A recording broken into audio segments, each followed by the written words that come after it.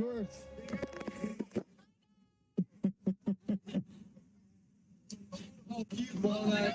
Yeah, exactly. That's a good one. That's good for the ladies to hear, right? They like that.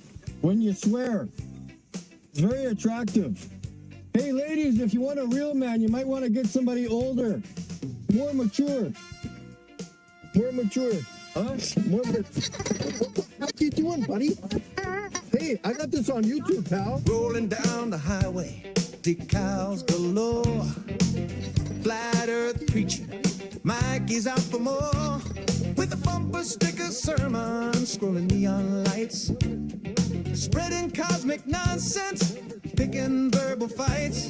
Squawk that chicken, Mikey Smith. Preaching flat earth, the cosmic myth. Traffic preacher, making a scene. Rubber chicken squawk, know what I mean? Stop in traffic, tension thick. Mikey mocked the stranger, thought he was slick.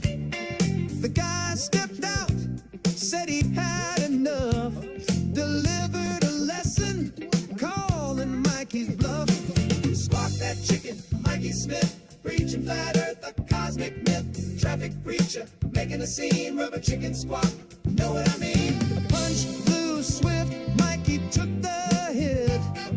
Rubber chicken hunked, he lost his wit. You're going to jail, Mikey loudly cried. But the crowd just laughed, shook their heads and sighed.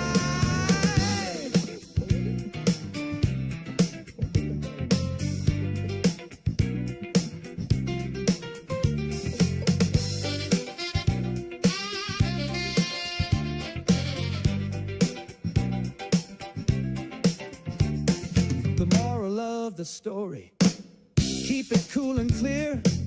Flat Earth's got no business causing trouble here. So don't harass your neighbor, don't provoke a fight. Or a rubber chicken squawk might be your only right.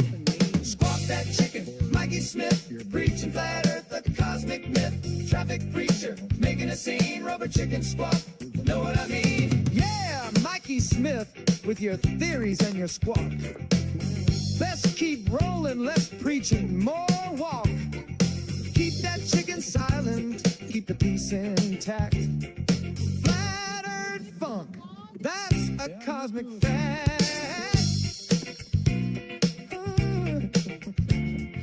Yeah.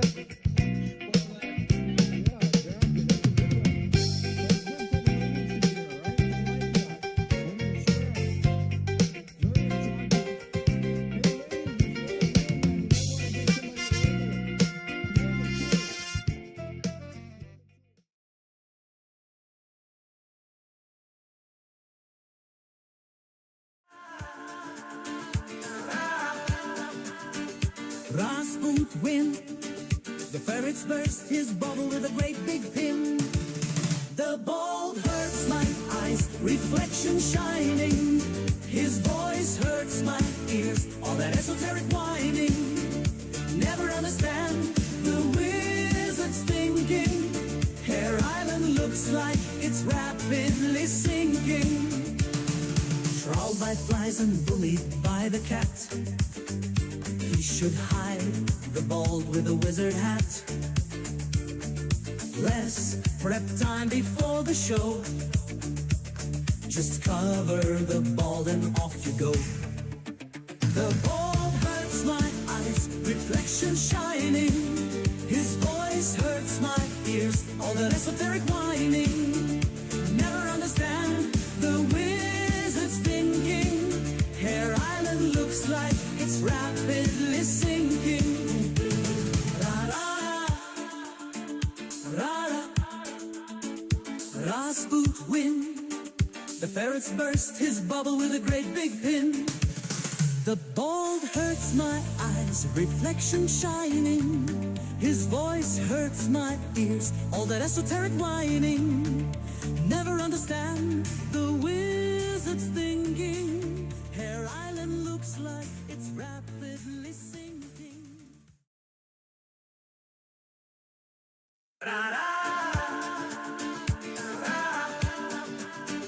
Rasputin win. The ferrets burst his bubble with a great big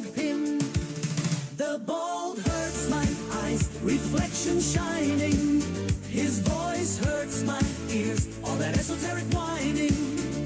Never understand the wizard's thinking. Hare Island looks like it's rapidly sinking. Trawled by flies and bullied by the cat. He should hide the bald with a wizard hat. Less prep time before the show. Just cover the bald and off you go. The bald hurts my eyes, reflection shining. His voice hurts my ears, all that esoteric whining. Never understand the wizard's thinking. Hare Island looks like it's rapidly sinking.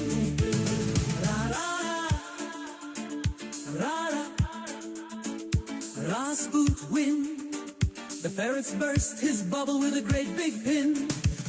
The bald hurts my eyes, reflection shining. His voice hurts my ears, all that esoteric whining. Never understand the wizard's thinking. Hare Island looks like it's rapidly sinking.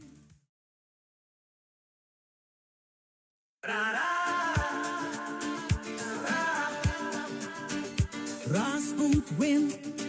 The ferrets burst his bubble with a great big pin. The bald hurts my eyes, reflection shining. His voice hurts my ears, all that esoteric whining. Never understand the wizard's thinking. Hare Island looks like it's rapidly sinking. Trawled by flies and bullied by the cat. He should hide the bald with a wizard hat. Less prep time before the show.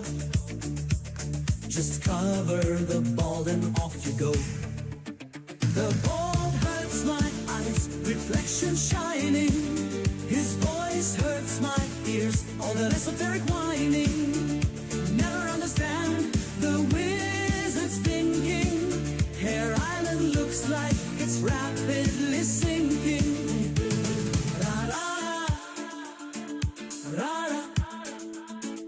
Rasputin wind.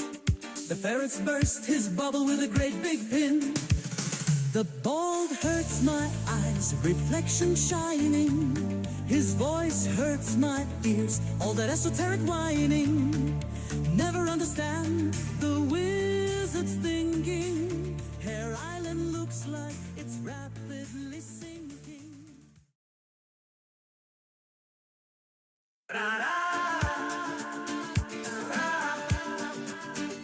Rasputin wind.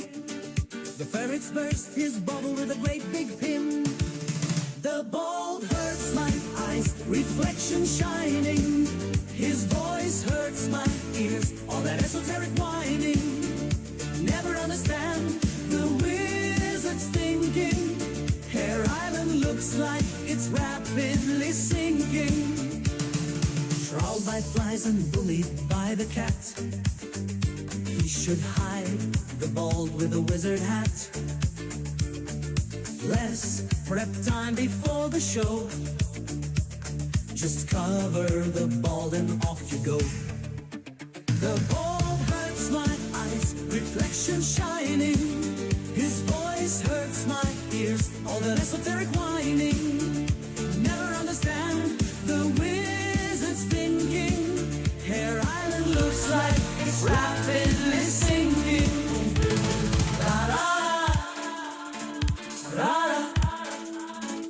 Rasputin wind. The ferrets burst his bubble with a great big pin.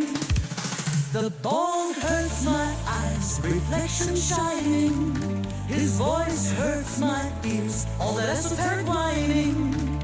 Never understand the wizard's thinking. Hare Island looks like it's rapidly sinking.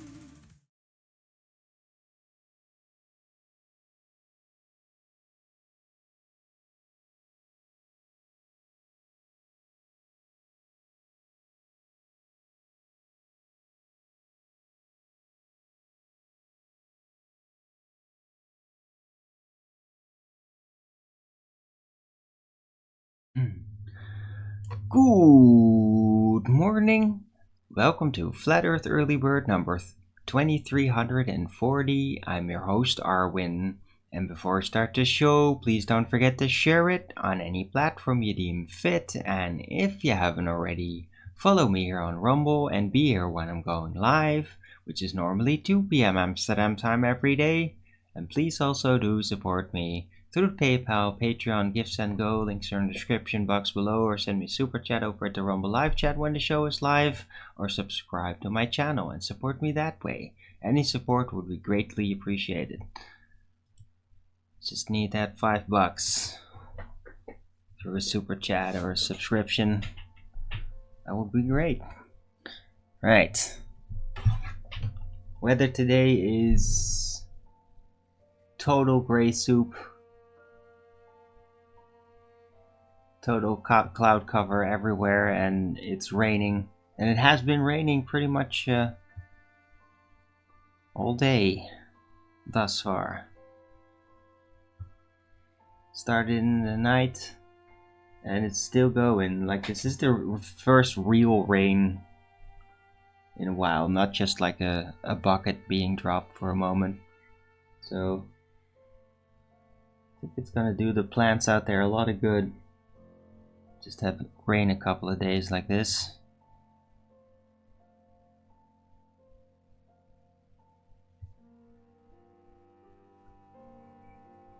Yeah, there's no sun coming through that.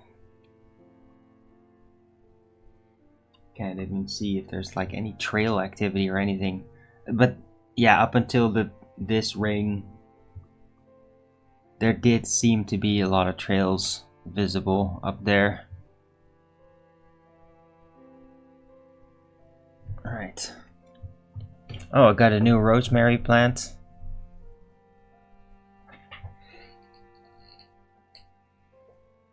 I saw one in the grocery store. I thought like, oh, that other one is dead. I'm gonna replace it. And yeah, it was dead. It was literally like I tried to pull it out of the dirt. It just broke off at the root. So that thing was completely dead somehow.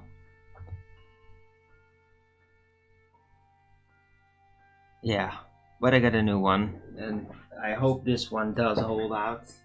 Gotta be more careful with when the heat waves hit. I might put it like inside to protect it.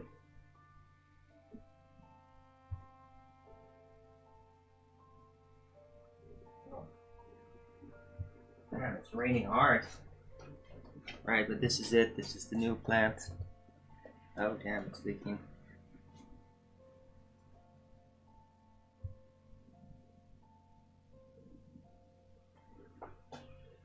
Almost looks like a little Christmas tree. I just saw it, thought it was so cute, and I'm like, I'm gonna take this one. See how big it gets.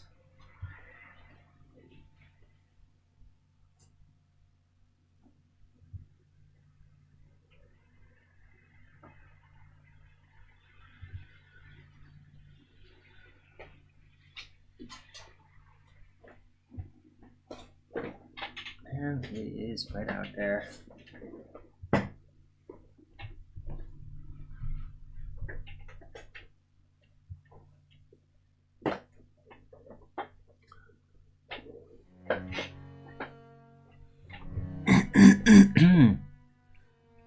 Right, so it is Sunday, the 6th of July 2025.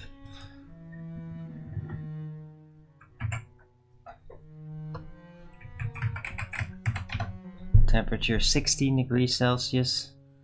That cooled down more than was predicted even. I think. Right. Huh. 100% humidity, 100% precipitation. Right, well, definitely got that right. 18 kilometers an hour wind. Yeah, I can barely notice.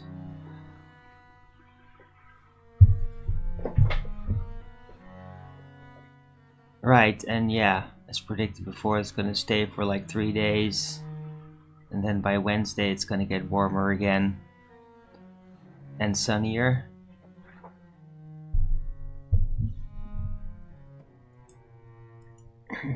Right. Alright. Had a good rest. Hope you guys did too.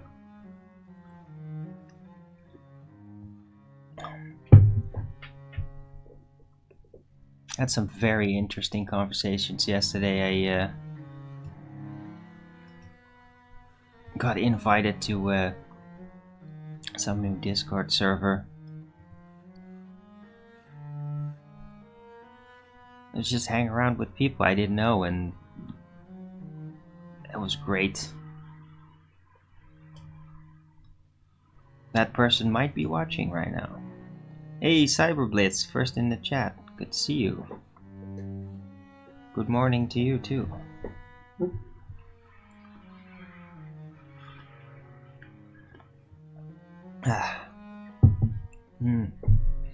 Oh, yeah, that coffee tastes great. It's actually a little cool in here. I was considering putting on my sweater, but I thought, nah. But I might do that somewhere halfway the show. It's not really warm in here. I think it's still a little bit like echo radiating the heat from the last few days, but it's just not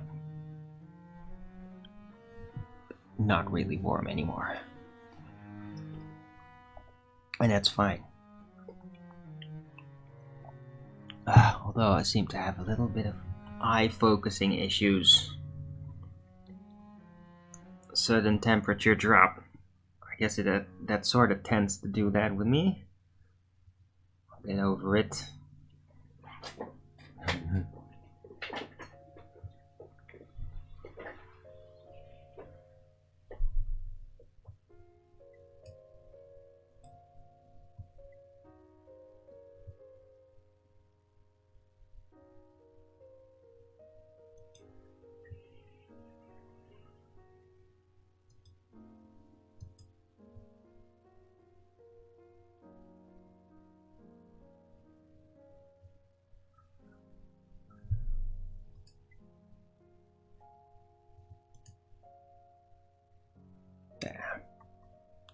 Yeah, the Texas flood, like 43 dead thus far, and like 15 of them children. I mean, oof. What a terrible situation there. Like a real drama.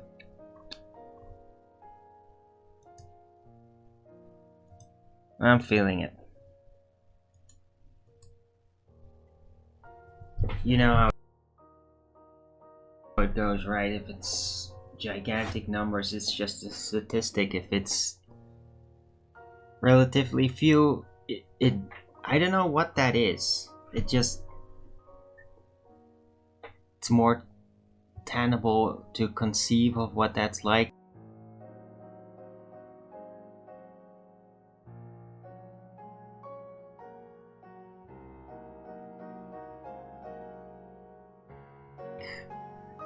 And then, I don't know, it's easier to empathize. I don't know why that is.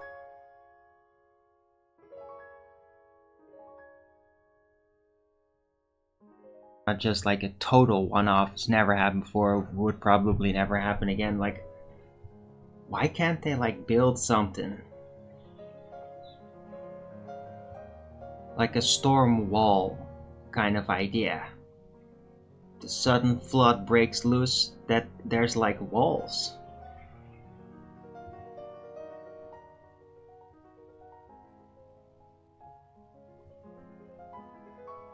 Like a dam, basically, that's not really being super functional. And it's not like flooding a place to harvest hydroelectricity, but just a dam to control any sudden rushes of water suddenly ramming in there, and then stop that, and yeah, then that local place would flood. But if that's like uninhabited and more mountain inward and all that, like, would that be a problem? I don't think so.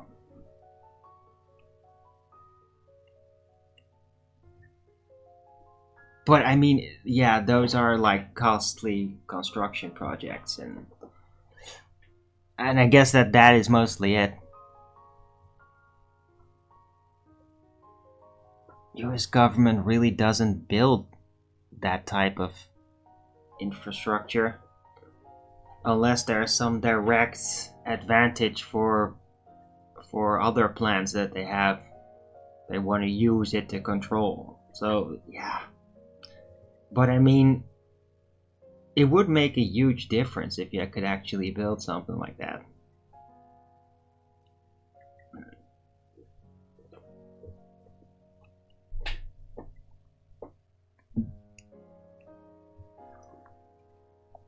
And I'm sure also that there would be plenty of engineers that would be ready to, like, yeah, let's do this. Let's create a revolutionary new piece of engineering that could really help against these disasters. And if that then eventually something like that happens and it works, it's like, praise be the engineers. And then yeah, it could be built in more places. And like, imagine all the costs that would be saved from the actual flooding damages that happen. Like, if you could just prevent that with a piece of architecture, wouldn't that be fantastic? Yeah. I don't know why they don't do that. Why it hasn't been done yet. And frankly, I don't understand why it hasn't been done like 200 years ago.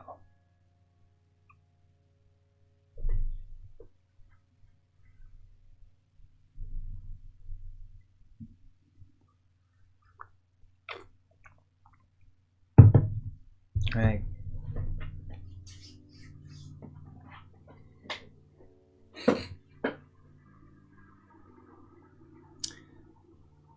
Like in Europe, any prone situation to nature where it's like, oh, disaster, like, I guess that in Western Europe, like, everybody just really, all of Europe did kind of come together to like, yeah, we fixed that. And we're gonna make sure that nothing really happens. You had to keep it stable because it's like conjuncted projects. And then like everybody's more secure because like sudden disasters like create chaos. And can like, if there would be like friction, can really like topple powers and all that. Suddenly with this ad, so it's like stabilize everything and just make all these fail-safe systems for potential disaster. And I mean like engineered systems that would literally stop that disaster physically. And like that's all here mostly. It's not everywhere, but in a lot of places it is. I mean, especially in the Netherlands, we really have that sort of thing. And just look at the stability that comes from that. And then you, of course, chaos in other places, but that part is like, there's never real big disasters here. Like, the worst we ever get is like a little bit of a flood in some cities. But I mean, it's basically like all basement floods, like that. Which is a nuisance, but I mean, it's not super devastating. Like that. And that's pretty much it. That's the worst that really happens here. There's no tornadoes. Yeah, and sometimes drought. But I mean, it's not like everything dies drought. It's just like, a bit of a problem. Tedious. And like it could ruin farming crops or something. That's like the worst types of disasters we get from nature. And I'm always just wondering, like, why not in America? Why don't they do that there? But maybe it's because America is such a big country, such a big nation, that the powers that wield it basically think like, nah, don't maybe it's like an older mentality from even before, like, nah, it's so big, if a disaster happens, you just move. right? Because in Europe, it's all crammed, like all these different nations, and they're all pretty, more dense population than in America. And it's always been like that. So it's like, oh, a disaster happens, well, then everybody's fucked, because you can't just move. So maybe that's like an old mentality because of just the available terrain. Like, oh, disaster happens, oh, you just move over there, just rebuild there, right? No need to have expenditures to create fail-safes and all that. So maybe that's the reason why America doesn't have as many fail-safe systems for disasters. But I mean, at this point, maybe that mindset should be reconsidered.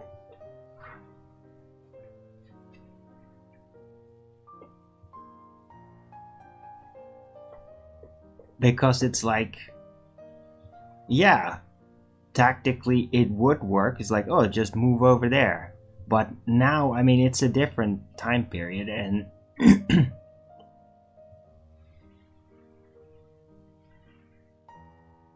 and theoretically, engineering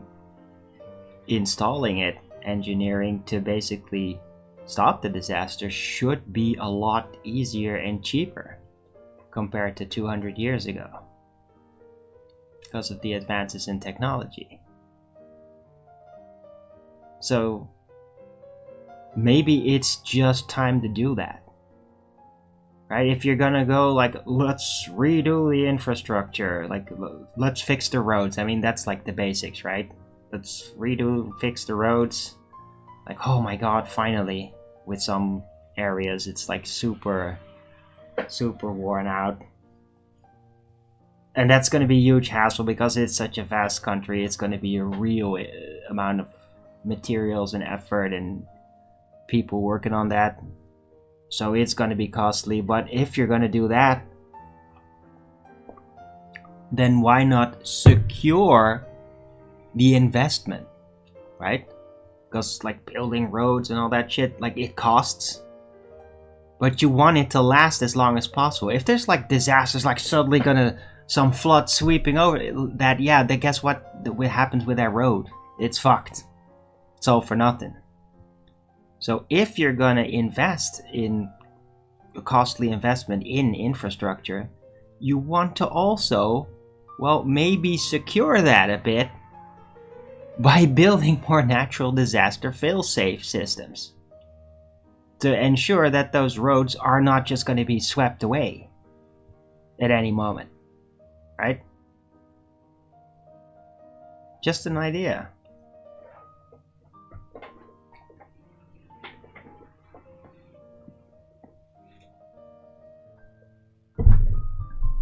Alright, hello Kamikaze 501.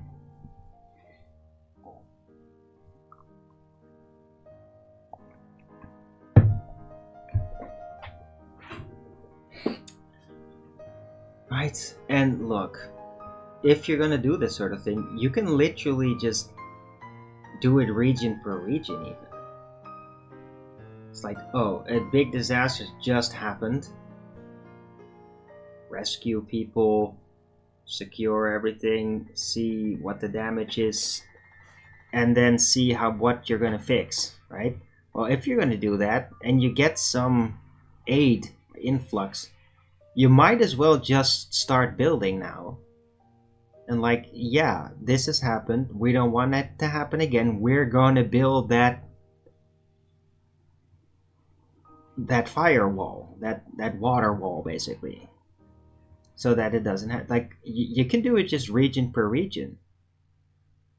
And you really find that if you've done that, like, investors will come even more easily, because now it's like, yeah, they're building something to prevent that from happening. So whatever we're going to build is going to be solid. It's not just going to be destroyed again.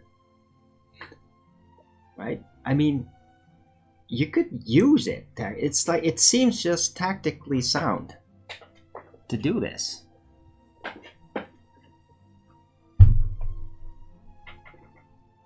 Right? and there's some really smart engineers out there. They can figure it out. They can figure out how to do it without it becoming some Chinese wall, out of control big thing. But keep it like efficient and super effective.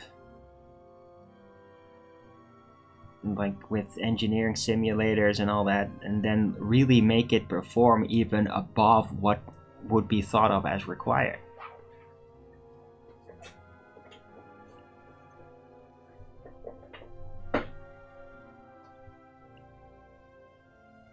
Like, this is all within reach of possibilities.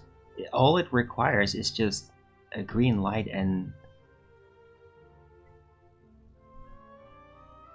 yeah, and sufficient engineers that are like willing to really make this arguably their life's work, or the beginning of it. Right? Because once you figure out a good way to do that, well, then you can just slightly add that engineering idea.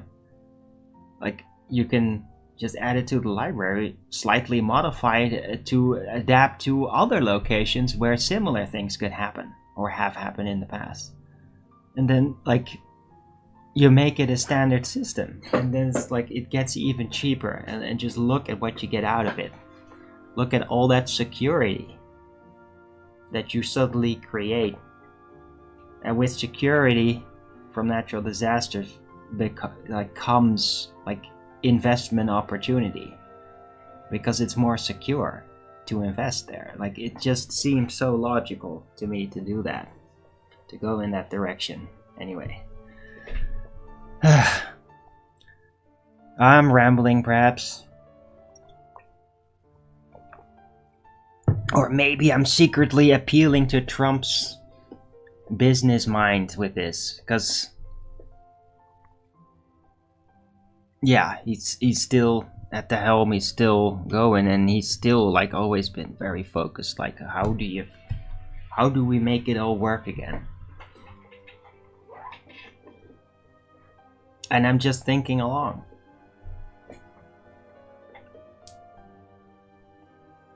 Like, I want America to be great. Like, I want the actual people in it to be great. Think it would be better for the world.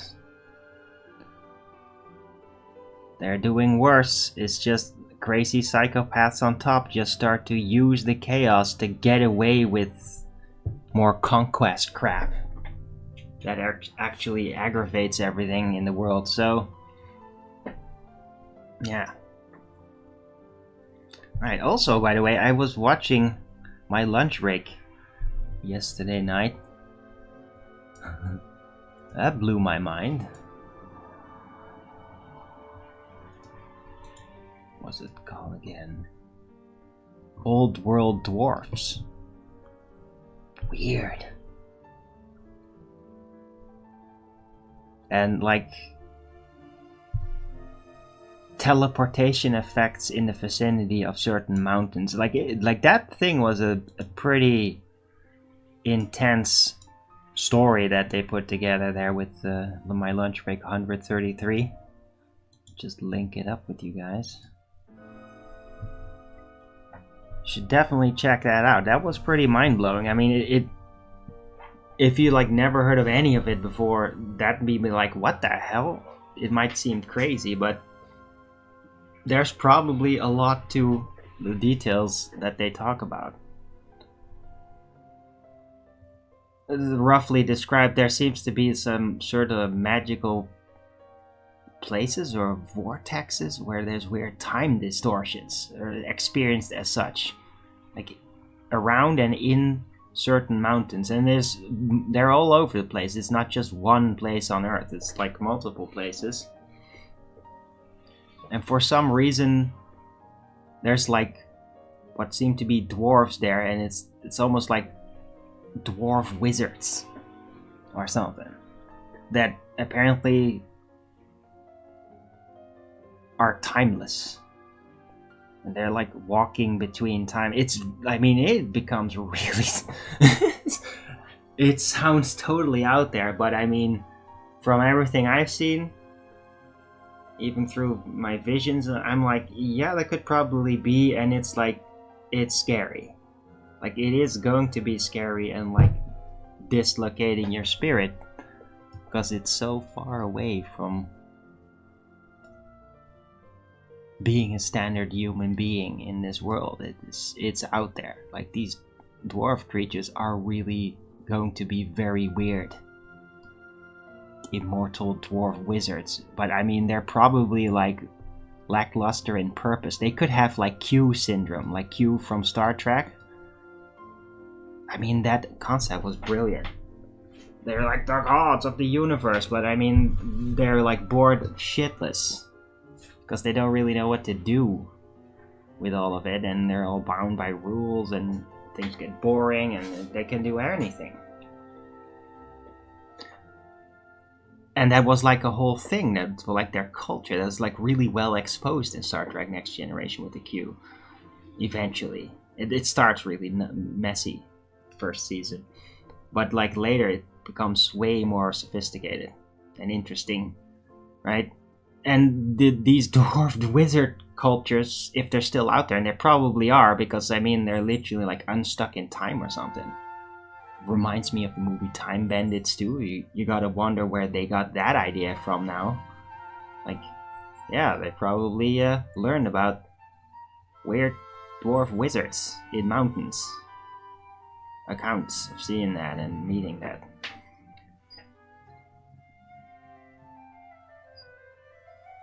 But they might have Q syndrome, where they're basically just in it and they're like, yeah, we have this power, but now what?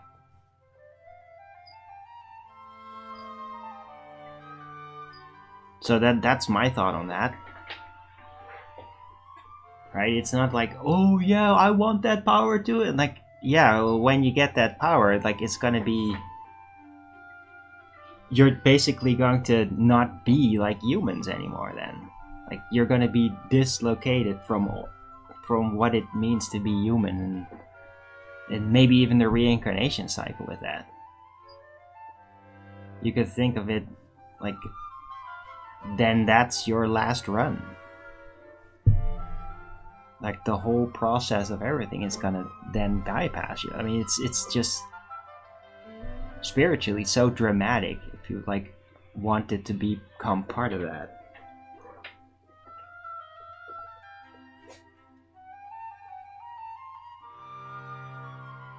And who knows, man? Like taking it very literal, it makes everything pretty damn crazy if you start to consider, like, if that's real. And there's people that have basically that know about that, and that maybe do like attempt to like kind of become like that. Maybe even join. Maybe there is like some of them that are kind of like step out of it and actually decide, okay, I'm just gonna join human society. And basically relinquish some of that power. Because it does seem to be tied in with the location. If they like go away from the location, then logically they wouldn't have that kind of power over time. So, right. Anyway, this may sound really confused, but I mean, the subject like that was treated in my lunch break was kind of confusing in that sense, because they just kind of spring that onto you, like, what? But yeah, it may be real. Fascinating. Just makes the world seem even more like just a giant fantasy place, really. And I mean, it really is. In my view, by now, I'm like just... like, yeah, it took me a long time every time I heard about something about this world. Like, oh, look at these mountains, it's a sleeping giant. And I'm like, yeah, right. Oh, the fantasy, man. But then, over time starts to dawn on you, like, oh shit, it may actually be a giant. Like, even if you like study details of the rocks and like the things in it, it's like, that's actually the freaking physiology of a titan. Like, it is like human physiology. It shows muscle patterns and all. It's like, oh, come on, what the hell? Really? Like, it's getting really weird. And that's just one thing. And then the giant trees, and first you're like, everything is a tree. But over time, it's like, oh shit. Like, it really is just like this weird, like, the most ancient world really was just like this giant mythological place. It really was. It's just like every mythology, fantastical thing that would like blow your mind. Like, the entire world was just kind of like that. Like, for real. How our normalcy bias has just migrated away from all that. From everything that's happened. Like, that we can't even... Or that we're in... That most people are just in a position where they just... Like, this is... so long ago and it's so out there. Like... It's a fairy tale. It's just crazy that when you really start to think about it and dig in it and like be open-minded and not allow your normalcy bias to cut everything off, then you realize that, holy shit, it's like real.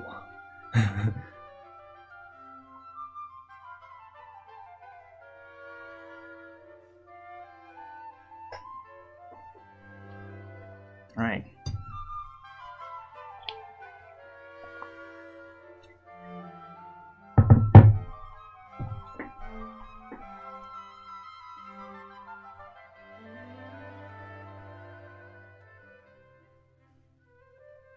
The world is a very surreal and magical place, and it does seem like it is like an experience simulator.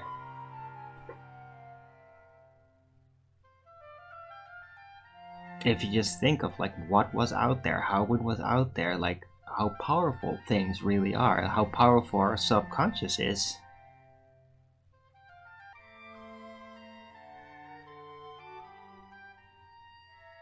Like, everything is an experience. It's all like here to experience things, and like the capability of what we used to be able to experience and what we could still experience is just like mind-blowing. And I guess it is here all to blow our minds too.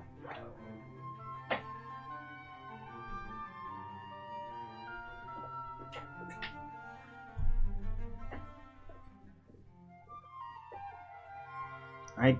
All you have to do is just not close down your mind. Or fear being mind blown. Fear that like the entire worldview will be shifted around and that other people might like not be ready to allow that to happen, which will create a rift between you and them. Just as like when I basically came out as a flat earther, like that immediately created rifts between people that were like, we can't go there. And they could never even explain why. It's just like they just pressed the eject button. And that's like with flat earth, it's one of these things, but there is like incredible amounts of things. If you're gonna say like, oh, the mountains were giants, people aren't even gonna press that eject button. They just think like, yeah, that's just a typical child's dream or fairy tale minded idea. Well enough that it seems natural to come up with that idea. But they don't even realize from that perspective, like, no, that's actually real.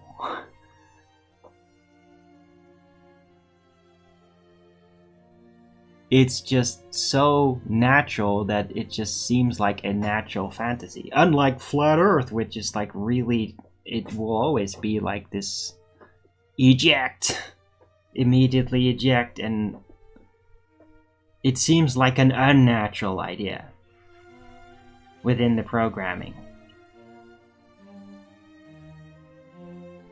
Even though like I am a flat earther for a while, and like it definitely seems natural, and like the ancients also, like all the ancient cosmology all had a flat plane. And that's something that like Globers are just completely like, it's all just, they won't see it. They will not see it.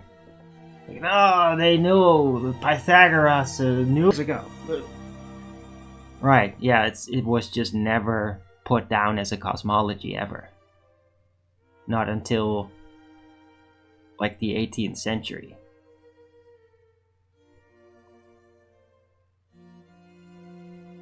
Right, there were ideas and mathematical ideas. There was just not really a cosmological idea even yet. That just kind of more gradually developed from the 18th century, and like a lot of it was actually conceived of in the 20th century. People seem to forget, like, yeah, that Big Bang, that's so normal, right? It's so standard. It's like, yeah, of course, the Big Bang, that's how it started. Dude, that idea is like 20th century. Lemaitre, Catholic priest, came up with it and was really praised for it. It's literally, you can Google it. That's not even that long ago. People don't seem to realize that, oh, Big Bang, yeah, of course. That's a recent idea in the bigger picture, right? So the whole cosmological idea of science and space and all that, like, it's very young. It's only recently been sort of more of a full picture. Well, all the ancient cosmologies, I mean, they're so old we don't even know how old it is, but it's like archaic, it's super old. And just because it's old does not mean it's outdated. I mean, they had good reason to come up with that, to get those ideas and have ideas that would encompass like the entire terrain, like all of it. They would have had people that traveled the seas and explored. Right? They would have had just as much capabilities as we do in the modern times. It's like, just because there's 20th century technology does not mean that you only now can uniquely do things that people wouldn't have been able to do like 5,000 years ago. Just because you have that technology, like, that's an illusion, that's a lie. No, they could. It's just the technology that just helps out a bit more. It makes it even easier. Doesn't mean you can't do anything like that. Way back, they can frickin' explore. They can be mathematically accurate. They can make map projections. I mean, map projection is not a 20th century invention. Yeah, it's an ancient discipline and was very well established, like in the 18th century and all that. Map makers all over the country and all that. So it was out there. People were capable of truly exploring the world and not just be tribal and war with neighbors all the time, and that's all you ever do. Like, no. Maybe in certain phases of turmoil, but that wouldn't have just been the whole time. Like, absolutely not. In full exploration. And then the priests of the realm would get to know of those explorations, and they would become capable of getting a bigger picture of what they think the world is, because they think about such things, cosmology. And then cosmological ideas and maps, world pictures are established, and that's why there are many of them, and they're ancient, and they did have a good idea of what it was. A flat plane. And then things get a bit surreal. And that's why in all these different cosmologies, like what the total world is like a bit surreal with things.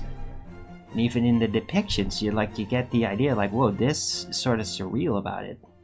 It's not all super literal. It's not like a Euclidean scanned representation, with none of it. But they all share that it's a flat plane inside of a realm. whatever that is, however that connects. So if they all come to that idea, even in ancient times, like, why would modern people just ignore that and think like, no, oh, they were too primitive. Oh, they didn't have the tools, they didn't know anything, they were unlearned, they could never figure things out. I mean, yeah, people can literally figure things out from scratch. They could, like, reinvent math, literally. Like, all the like, if they never had any math, they could just invent it, reinvent it, come to the same patterns. Right, especially if they have a real natural talent for it. Like, yeah, people could just reinvent things out of nothing. And it might just be like a few people that are good at it then, that kind of keep it to themselves. But people can do that. They can just invent things and it'll turn out almost exactly as like an officially developed version of it. Because it's all just based on what works and how you understand it. And you figure things out.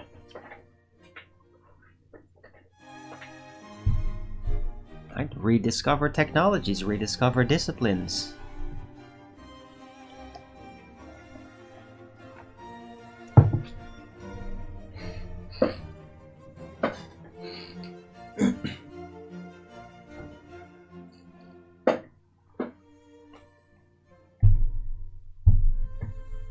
Right, so yeah, that's my rant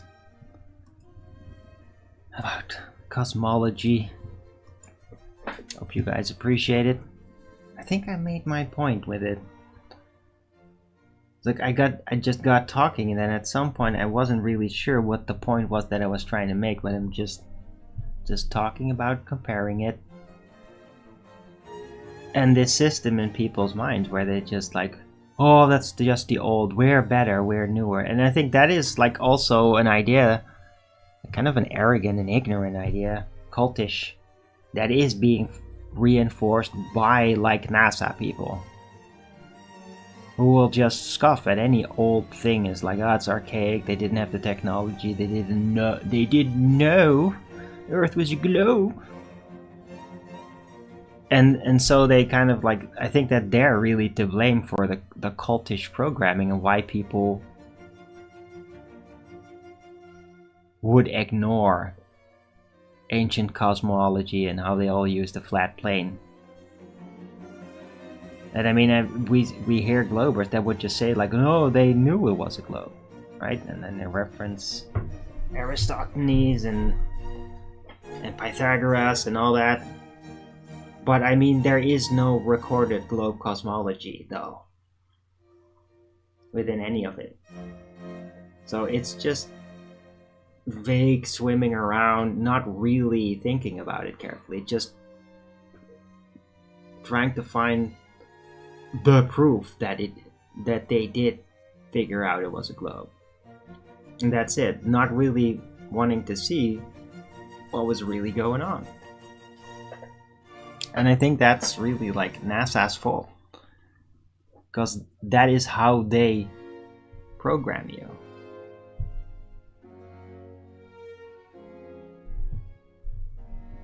And perhaps people, teachers in school also do that. Instill that idea with their students.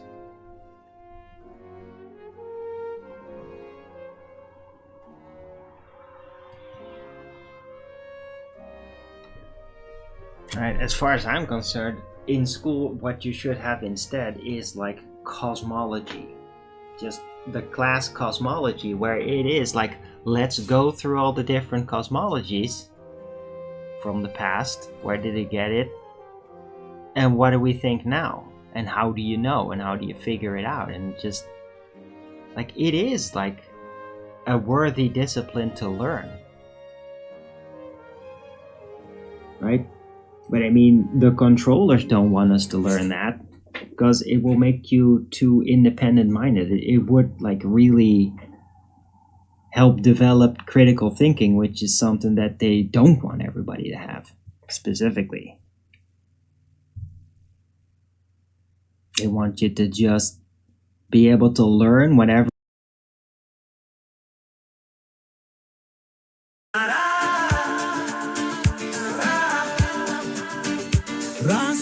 Win. The ferrets burst his bubble with a great big pin. The bald hurts my eyes, reflection shining. His voice hurts my ears, all that esoteric whining. Never understand the wizard's thinking. Hare Island looks like it's rapidly sinking. Trawled by flies and bullied by the cat. He should hide the bald with a wizard hat. Less prep time before the show. Just cover the bald and off you go. The bald hurts my eyes, reflection shining. His voice hurts my ears, all that esoteric whining. Never understand the wizard's thinking. Hare Island looks like it's rapidly sinking.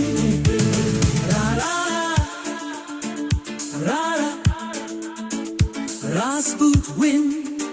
The ferrets burst his bubble with a great big pin.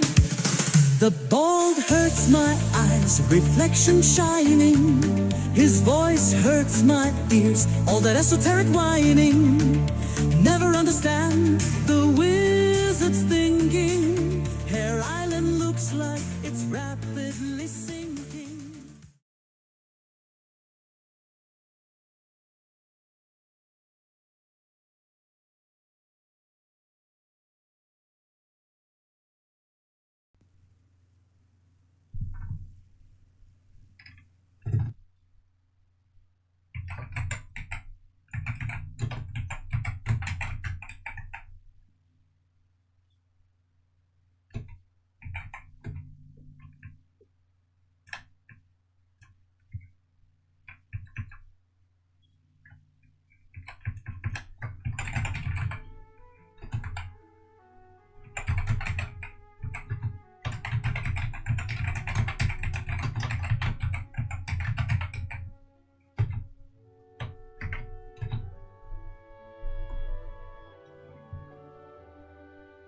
Welcome back, Cyber Blitz.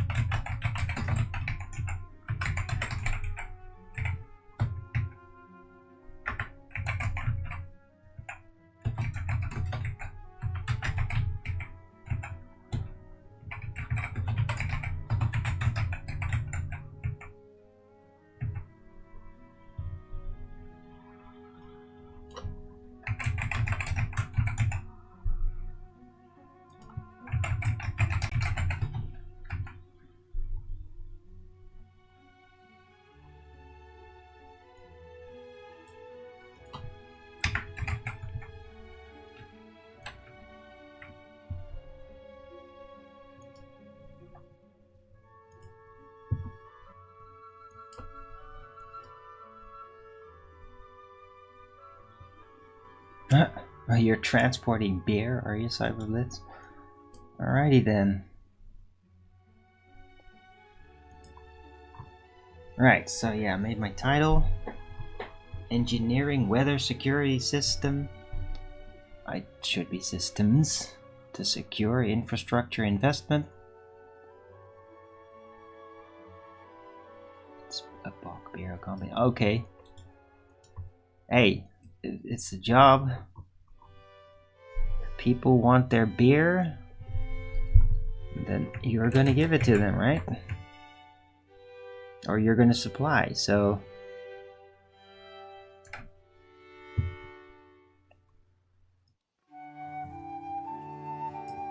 right, so engineering weather security systems to secure infrastructure investment, ancient cosmologies. Defending the griff like it's a holy war. The ancients were definitely not. All in Christ, starving while croissants gleam. living large on a self-made dream. Croissants on the table, eyes in the air. Maxist out there, do you even care? Truth gets banned, logic's a sin. You're back in the grift, let the circus begin.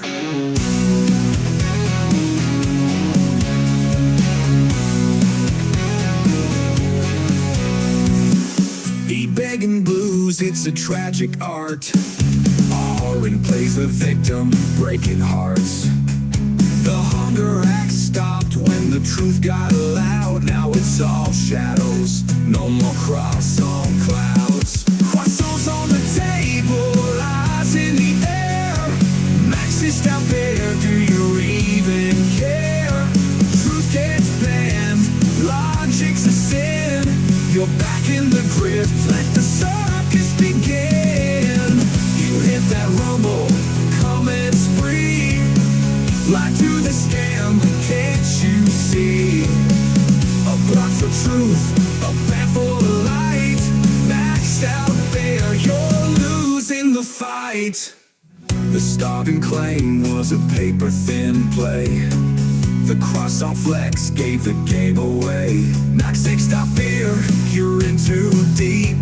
Defending a grift you should never keep. Yeah.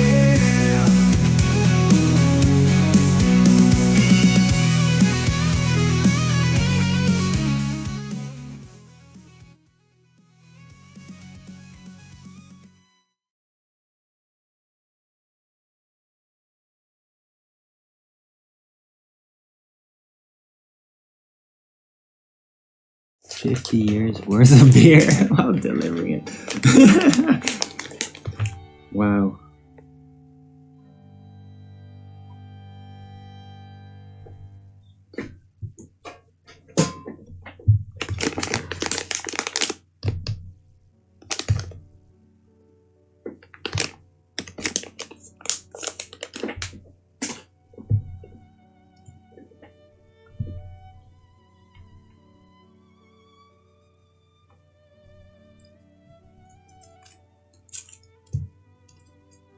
God. I wish I had more coffee. Yeah. I always say that every time I finish my coffee.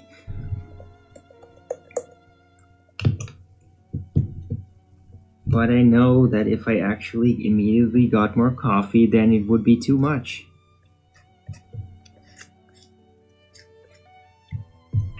But that feeling always does come in like, oh, more. But I know my limits.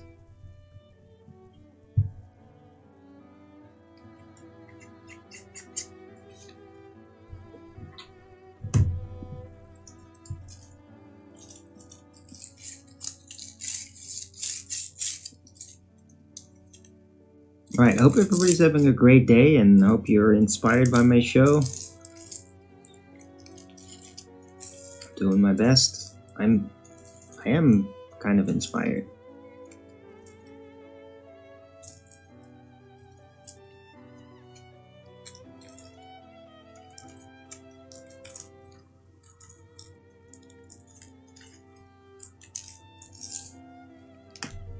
Good narrating books if I ever wanted to do it.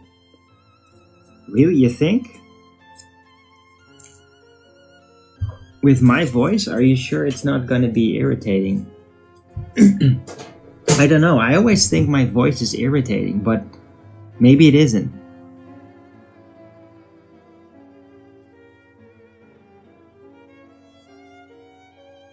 Maybe it's rather some of the attitudes that I take in certain moments that is irritating instead, and not the quality of my voice. I'm not sure.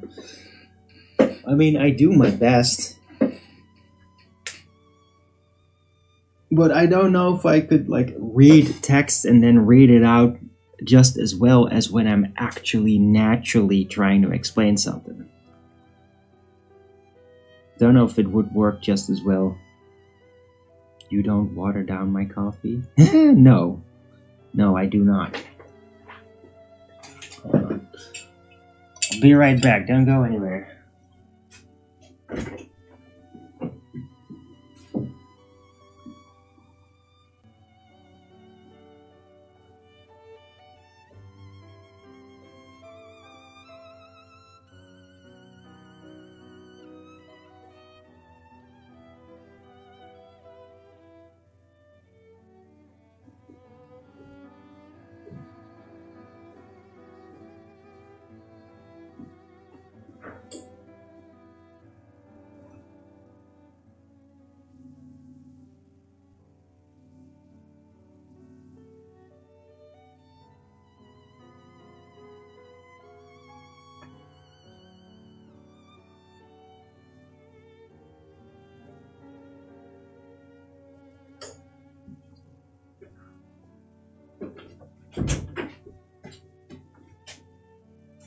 And I'm back.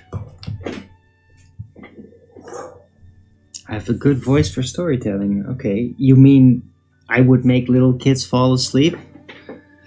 I get that more often when when I'm trying to explain something hyper esoteric and then like blah blah blah blah blah, get really inspired and then it's like, hello? Where's everybody? I think everybody fell asleep or like is like stuck in their own internal dream or something. I tend to do that. I guess my dream walking like kind of like rubs off. Because I am always like dream walking. That's like I'm partly interfacing with the dream state in order to actually be able to do like this kind of detailed analysis and description without getting distracted. Like I have to dream walk. I have to have that activated in order to not get distracted and snap out of it. And maybe that just rubs off on other people, so they go kind of into a dream state as well. But I mean, they're not trained like me to dream walk, so they actually basically get caught in their internal dream.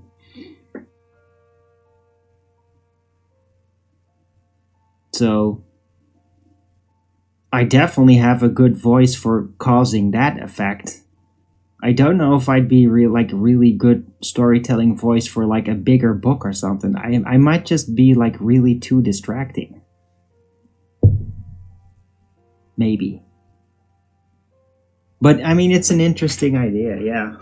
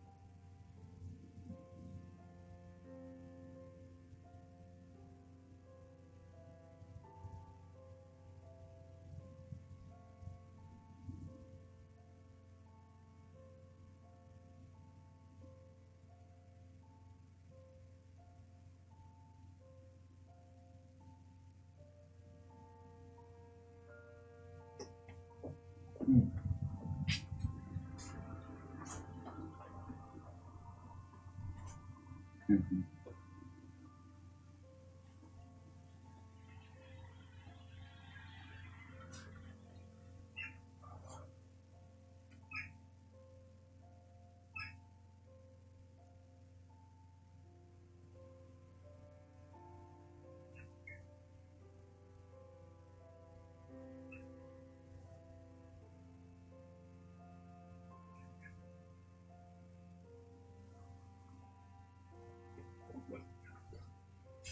So let me add the chat. It's good having you here, Cyberblitz. Hope you're having a good Sunday. Liberals are freaking out of Trump's big beautiful bill. Of course they are. They always would. They freak out over things even when it's actually good for them. So, because Trump does it.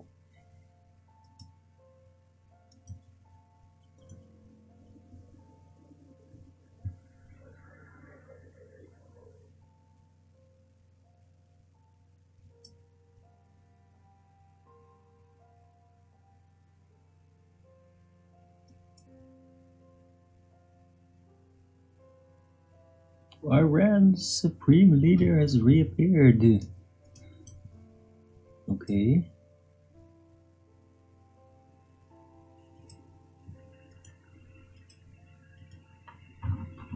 What did he have to say?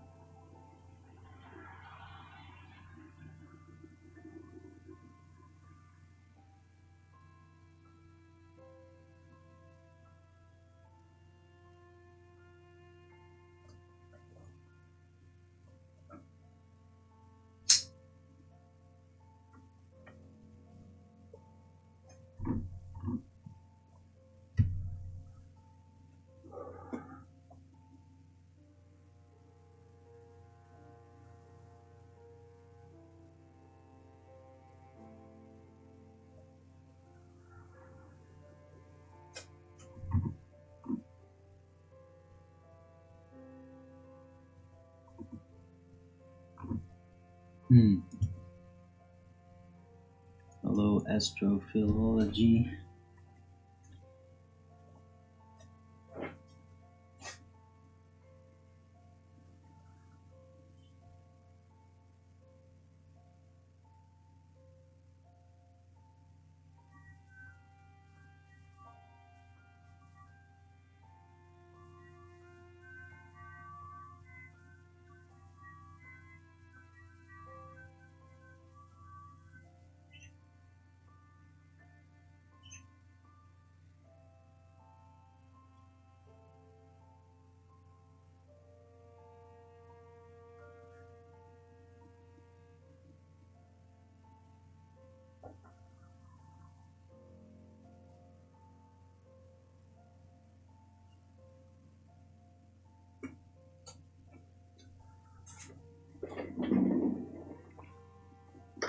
Who trained me to dream walk? I did.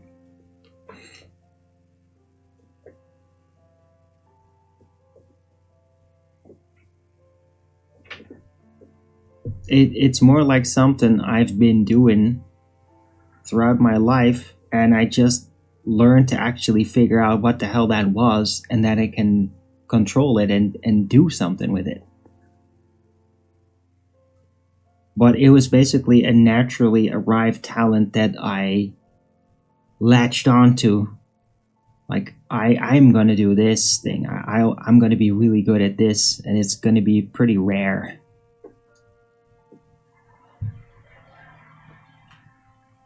Sounds like something Don Juan knows. What?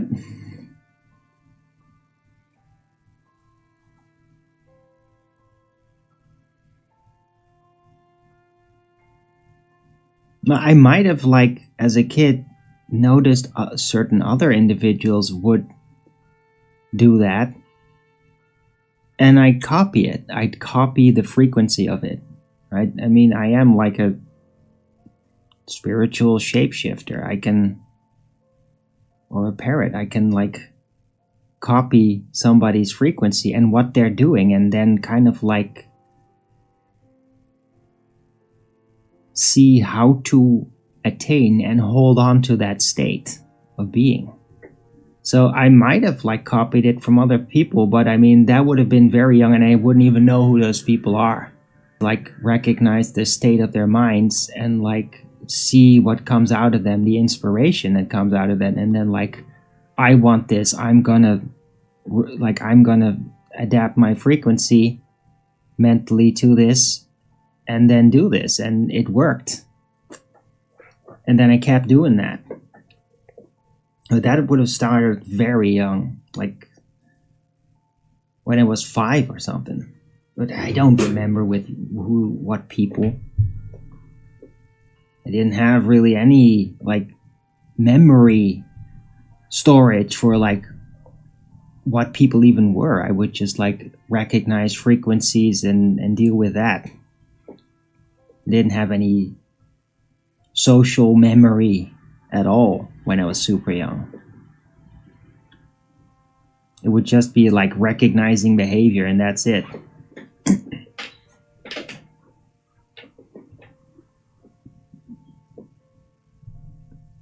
So you could argue like I developed dream walking skills before I even socially developed.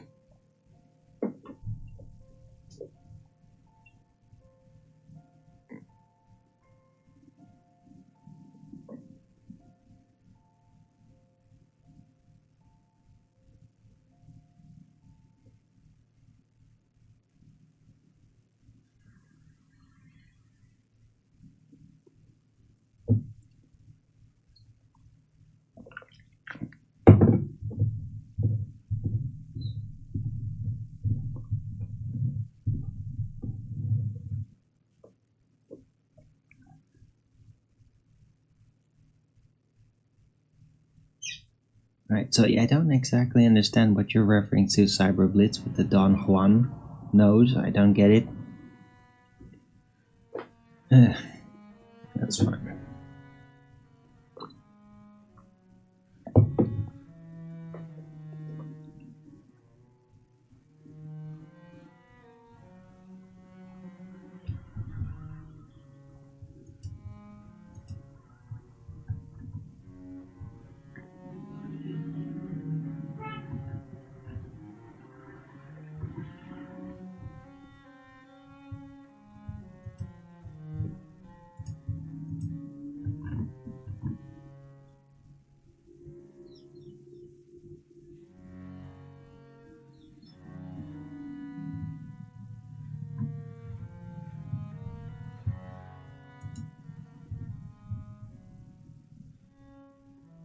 Carlos Castaneda, right.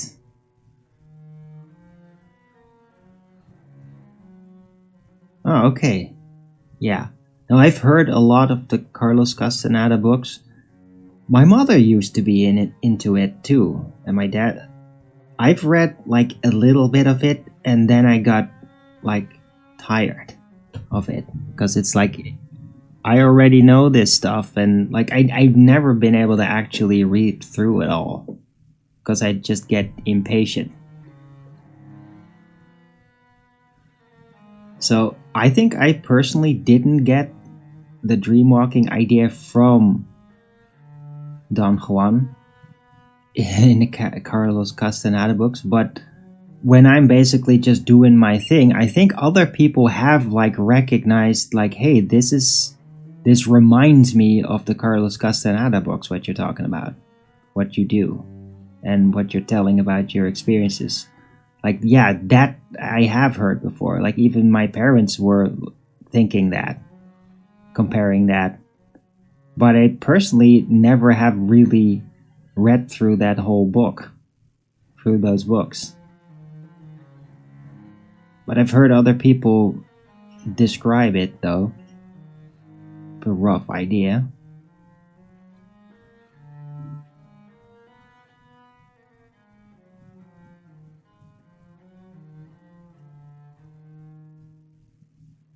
I dream walked before I walked. Yeah, well, I mean, I think that as little children, I think all like really little children, like up to 3 years old at least, maybe 5, I think that they all as a default dreamwalk. I think that's what you do before you basically settle down and become more earthly minded. I think all little children continually dreamwalk. That's how you start interacting.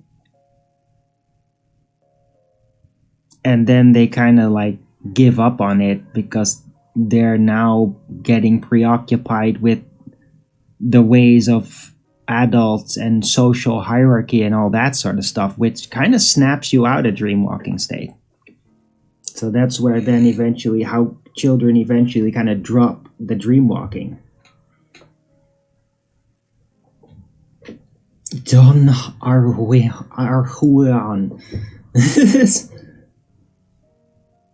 Arwijnimations. Yeah, that's, you can't pronounce that. That's terrible. Hello, Max Loudbear. Good to see you.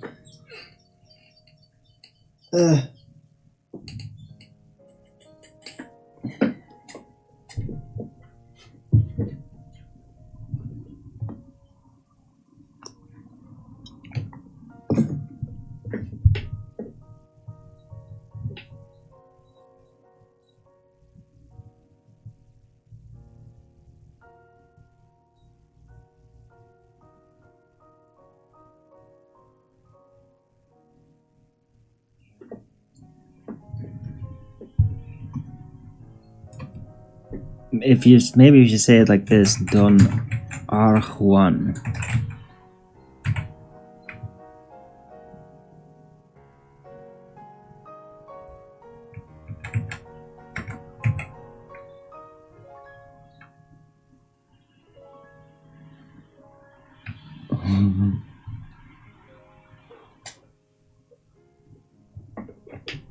That's it. At least you can pronounce that. Anyway.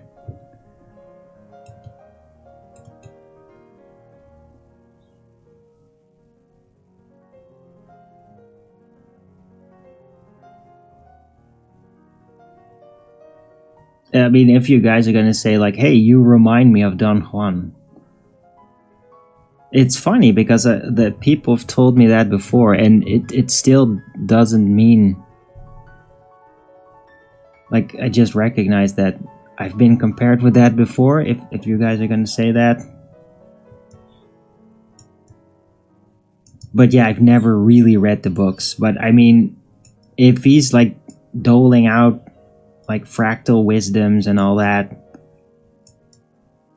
like me, then I wouldn't be surprised.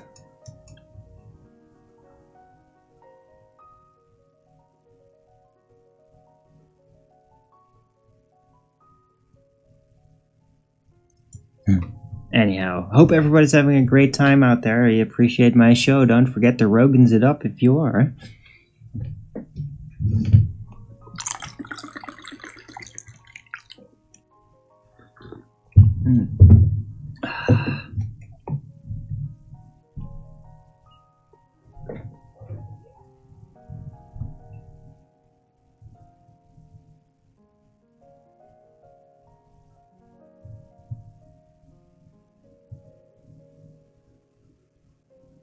Arwijnimations, yeah. Ah,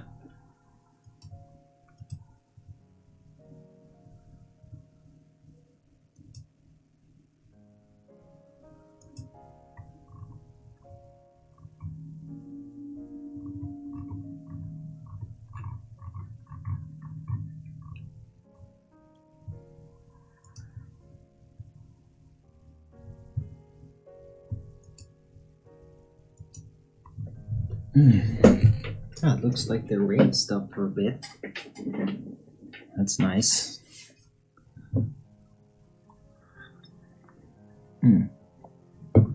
Have I ever tried mescaline? Not that I remember, no.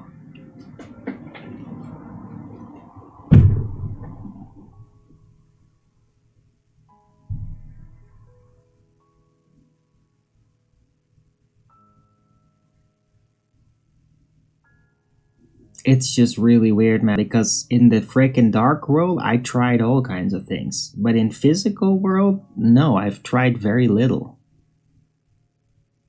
But I mean, I wasn't even the only one. There were other guys that literally knew how to copy drug influence from other people. Like, and I learned that too. It's really weird.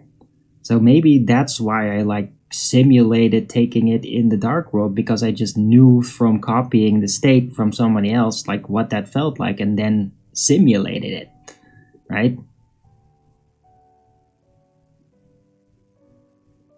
It's like I know what it is like to be under influence of meth by literally just feeling it of other people. And other drugs too. Like, I have a pretty damn good idea what, like, heroin does. And, like, feeling it from other people makes me, like, definitely never gonna try that. I already know more than I want to know about it.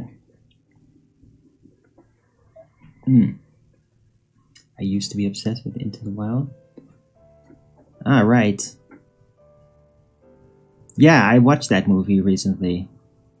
And it is fascinating. Wanted to live without money, get away from the world. I had a bit of a phase like that.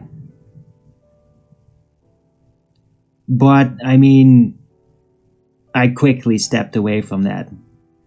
I mean, I do feel like despite me socially being kind of like a hermit, I am not really suitable to be completely cut off from society like that.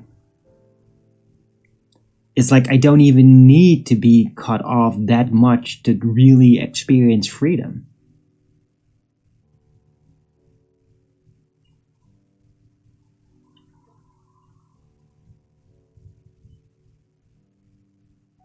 A lot of people live vicariously through Chris McCandless. Well, I can definitely imagine why that guy, because that, I think it used to be like a real person that really happened to, that they found dead in there. But I do think that he's been like a major inspiration, like an off-grid trailblazer in a way.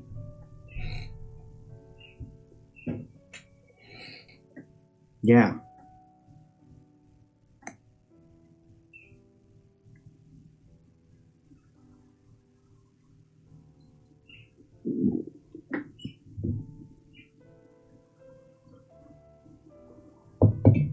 I mean, that part is especially like pretty special when you realize like that movie, the guy that it's about, like that's real. It's based on a real guy's life.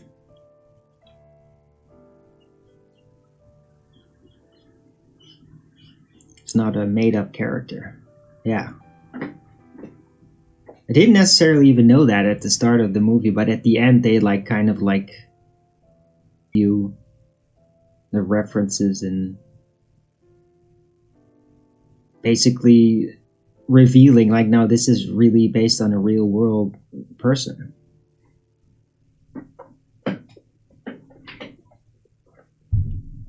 I mean, you could guess that about it when you start watching the movie, and it's also very natural and realistic, the way things happen in the movie.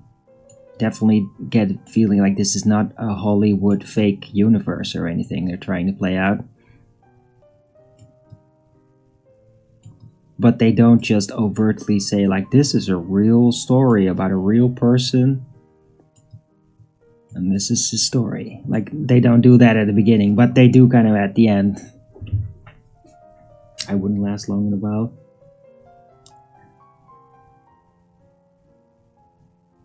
Well, for me, lasting in the wild would be basically just creating like a home there and systems, and basically start trying to engineer a durable setup. That's what I would do.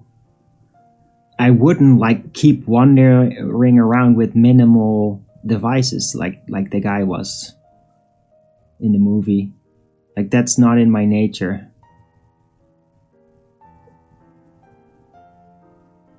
I'm not a wanderer like that. If I'd go out in the wild, I'd be more like the weird wizard that just like has his own built cabin or a hole in the ground, that he would just live out there on his own. But I wouldn't like be wandering around all the time. That's definitely not me.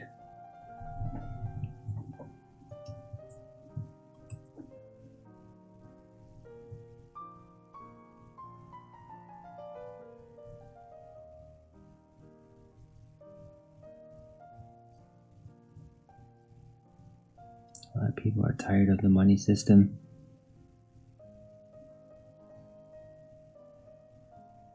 Yeah, no, I get that.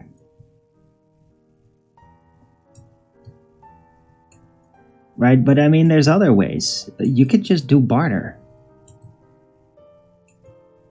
You could just have a community that could use money, but you can legally just trade. If everybody has their own product, you just keep trading. It's like, okay, I give you some of this what I made, and you give me some of that what you made.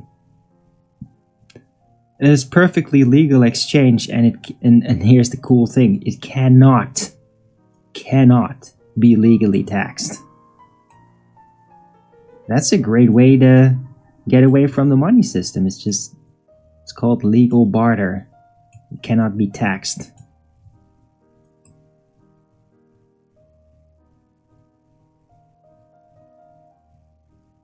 If you're really tired of the money system, then you have to have a producing community, and then you can literally switch to barter.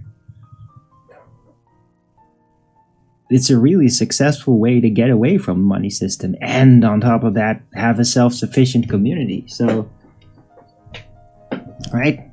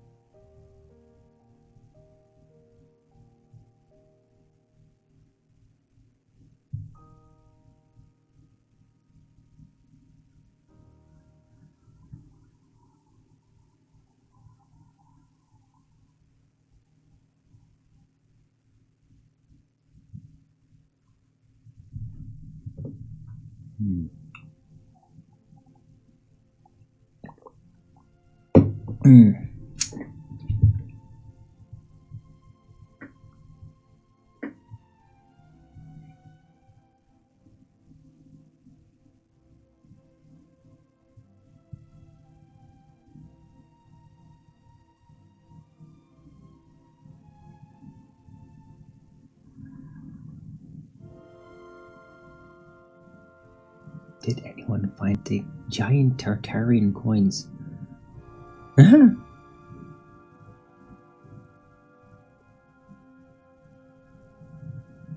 Well, what's the point of that? Like, why would giants have to have giant currency?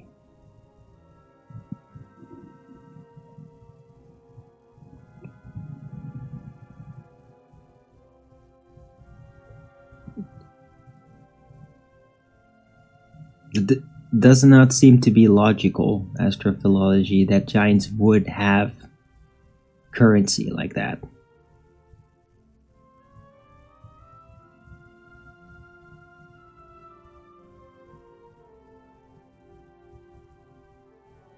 Might have to resort to that. Okay, Max out there.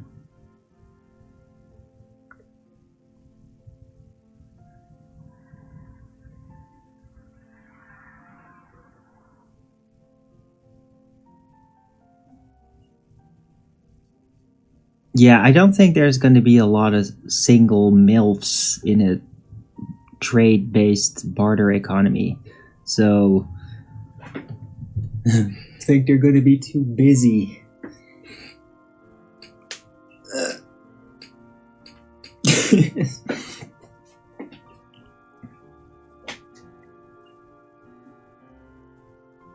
Big money.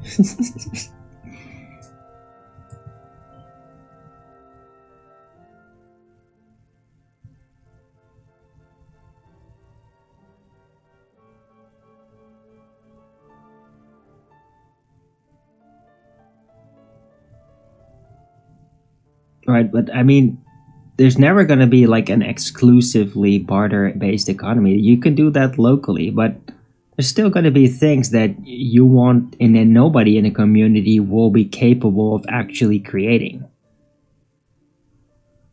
Like what, you're gonna have like somebody start their own electronics plant, right? I mean, no, you're still gonna need money to actually get things that in your community you just can't make.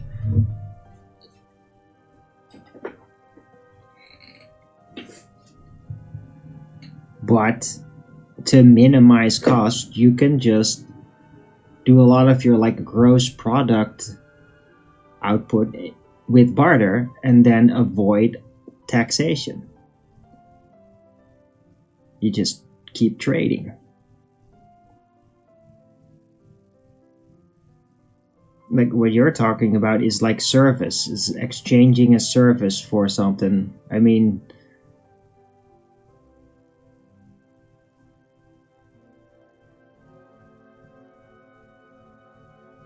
I'm taking it way too serious. It's, of course, Maxed Out Bear is being silly.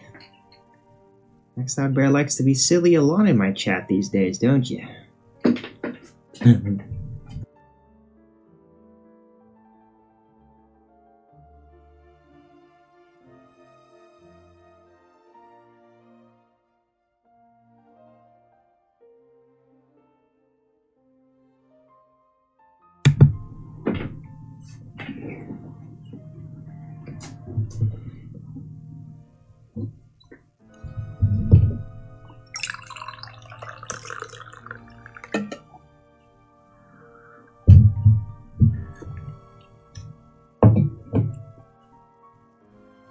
Hey, LSG, good to see you.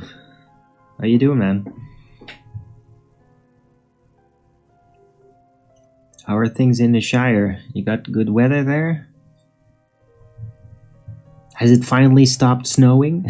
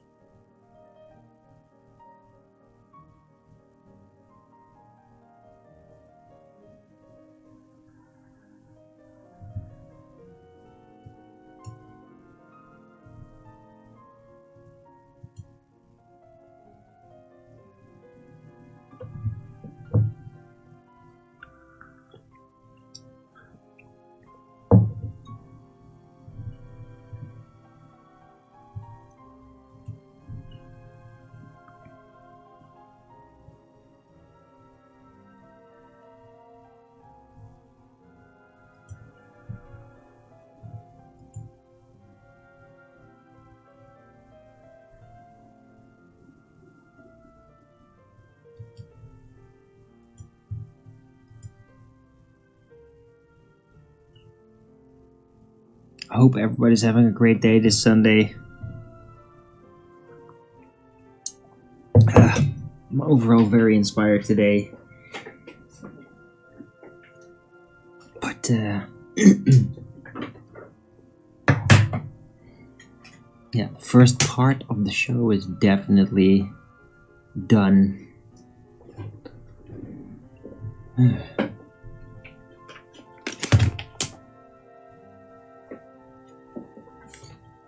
And I'm getting kind of hungry.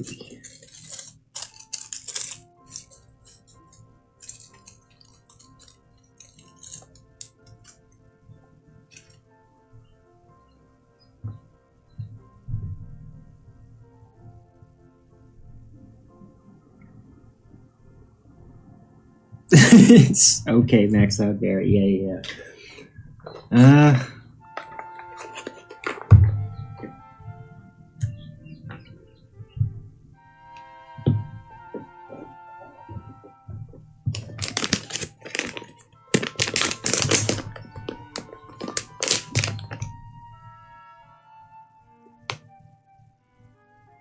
The snow has stopped.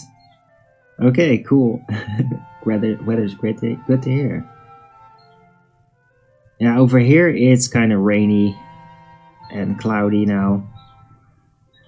But I mean, it's been great hot weather, very typical summer weather for quite a bit. So it's kind of nice that it's actually raining for a change. So plants can stock up on some water.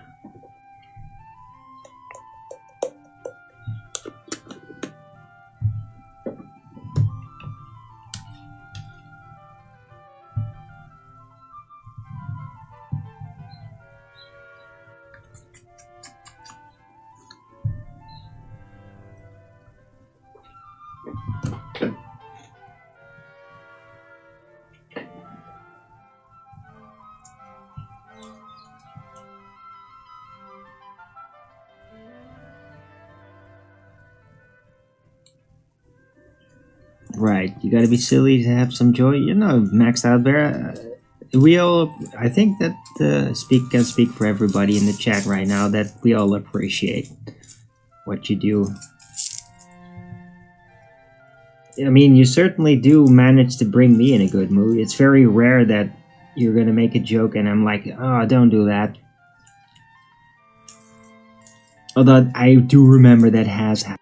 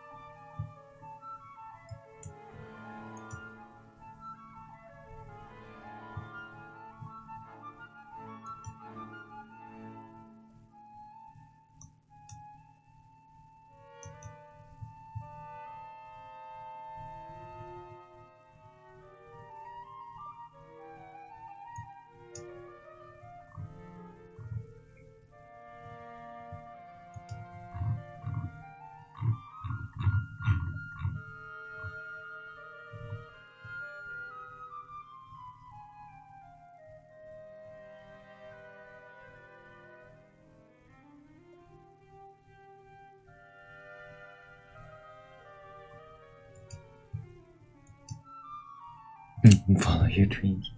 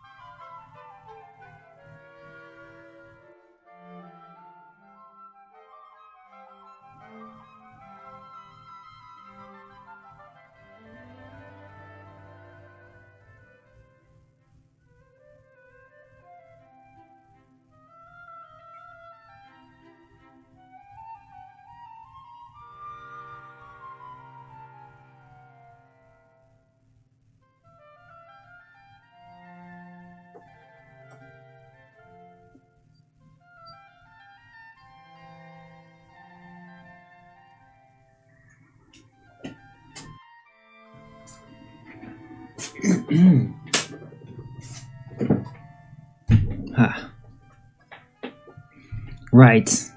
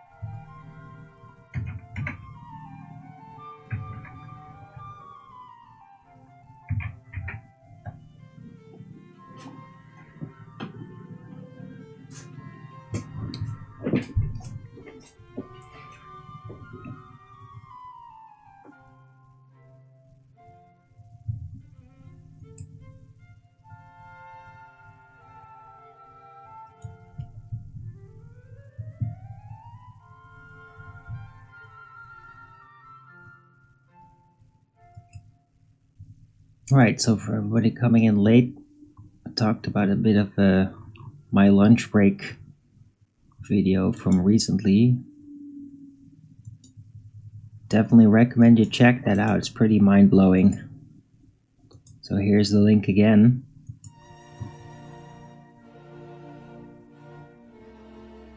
It's very interesting.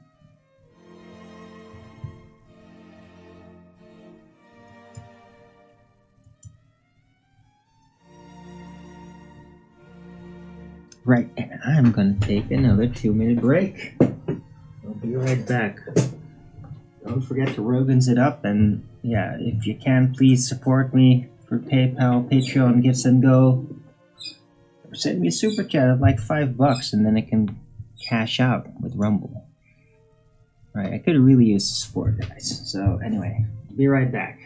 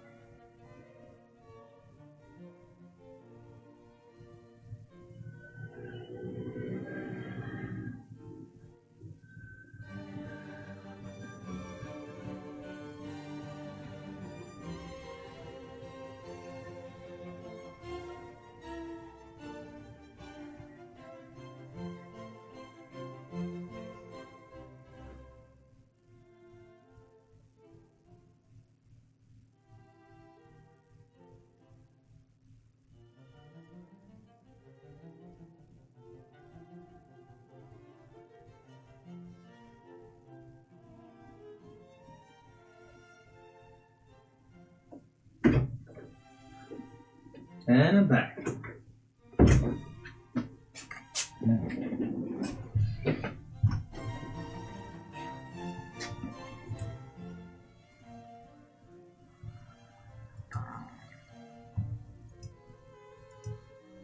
Ooh, look at all the Rogans up. Thank you, guys. Or...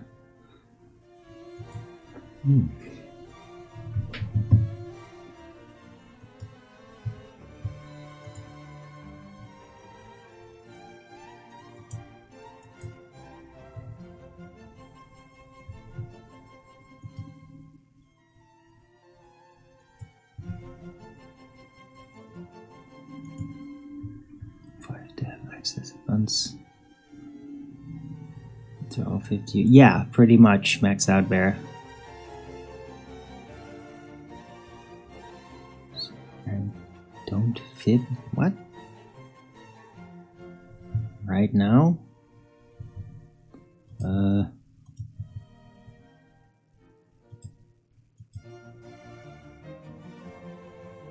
Oh wait. It might already be there. Yeah, okay, never mind, I guess.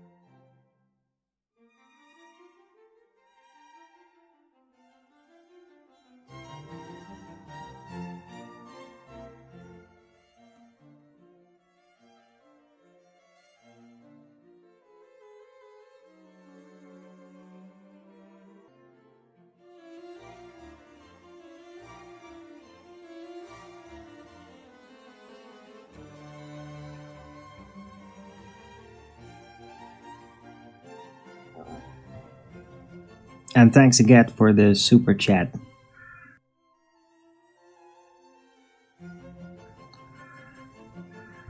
When was that, a week ago?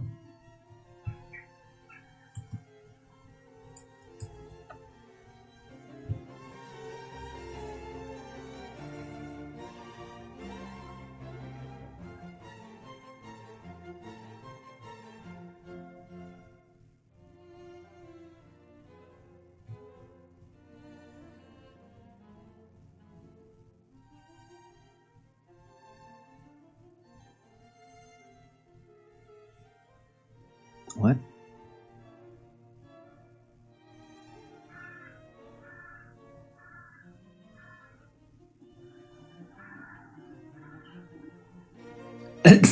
Okay, maxed out bear. What?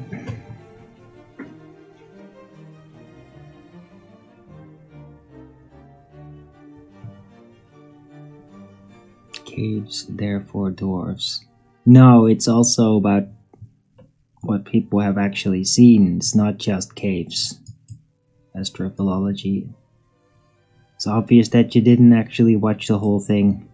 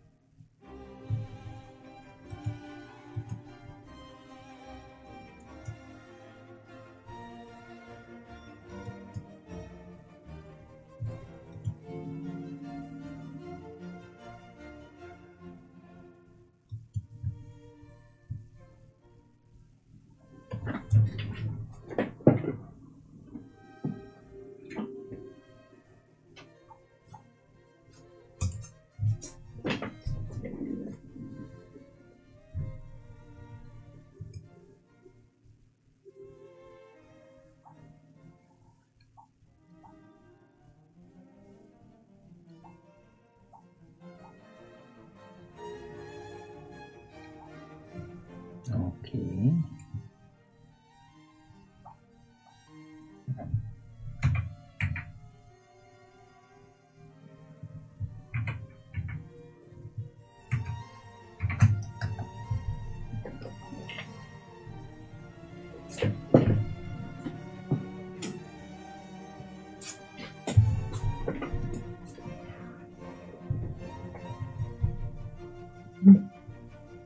Right, but yeah, I mean, any more super chats will be greatly appreciated, Max Out Bear. I always appreciate your contribution to the show.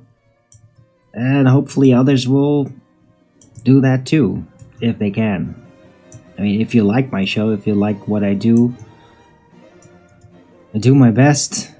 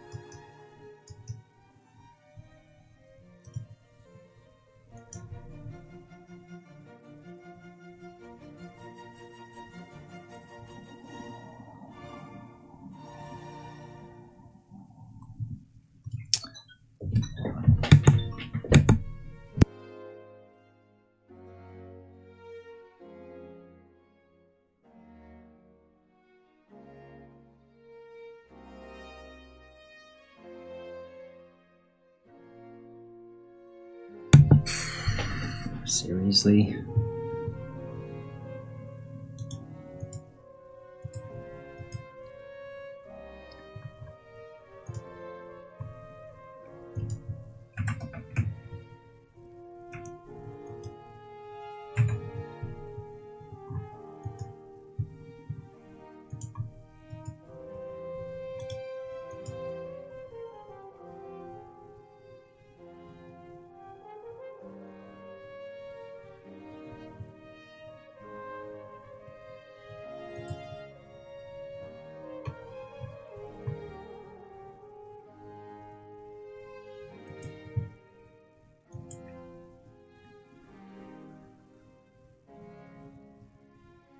Right, so yeah, I think I'm gonna round out the show.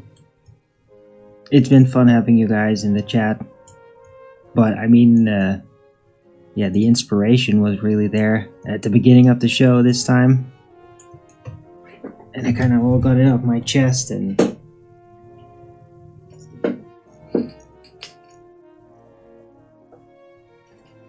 yeah, I found some new Discord place where I'm bumping into new people that are very inspired, and I'm not gonna tell you where that is, surprise, surprise, and I mean, they'll probably find out eventually. Ooh, thanks Maxed Out Bear for the super chat. Ongoing celebration of July 4th weekend. America. Yeah, indeed, thanks Maxed Out Bear for the super chat, really appreciate it.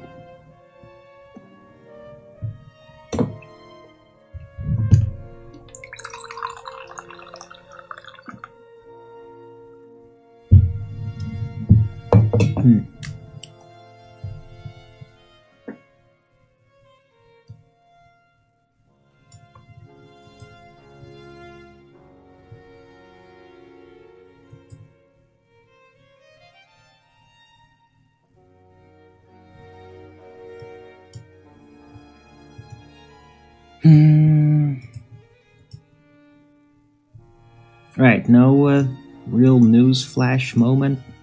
I'm not bumping into something that's really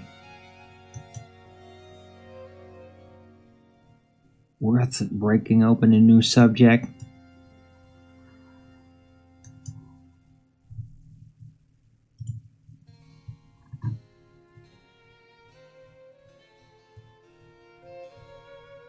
Alex Jones seems to be convinced. Like, the first thing he came out with is like a video where he thinks that the Texas Hill Country mega floods on the 4th of July were caused by geoengineering.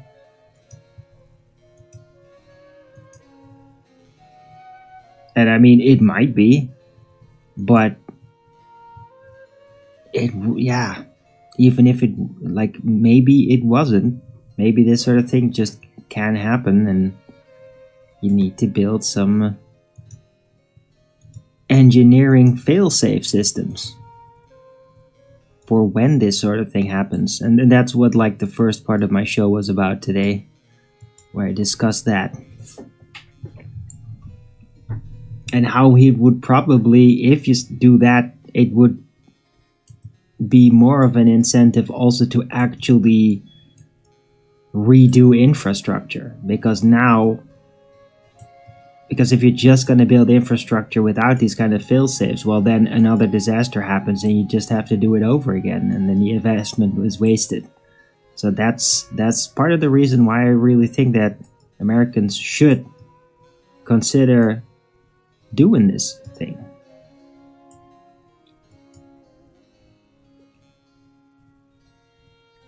Right. So if you haven't watched the first part of my show, definitely recommend it. Oh, Musk starting his own party. Yeah, I've heard of that. Yeah, I mean, yeah, MAGA splitting, right? I mean, I said it would happen. What Trump did, and it is happening.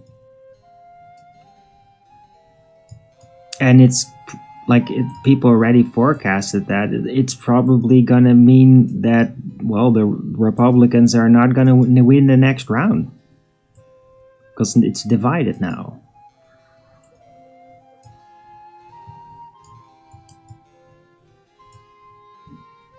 Right, so we'll see what happens with Elon Musk and his party. I mean, I haven't really heard too much about it yet, but I have heard of it. So,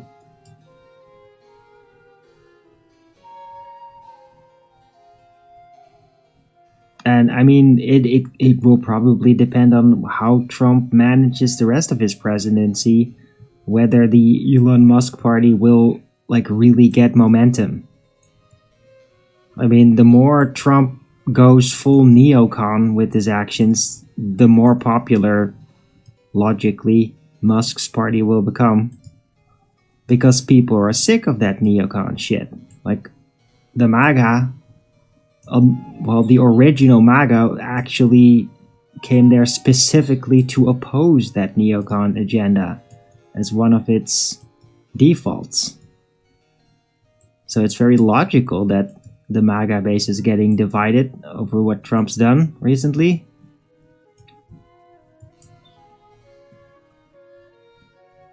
Musk is a globalist and a spacist. Okay. Alrighty then.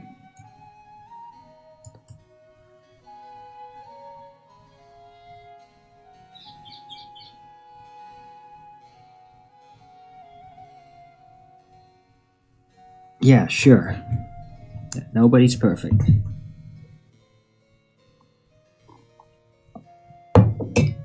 I'm not saying I'm for the Musk party or anything. I'm not for or against it. I mean, it all just depends on what they're going to actually do. That's what it's about.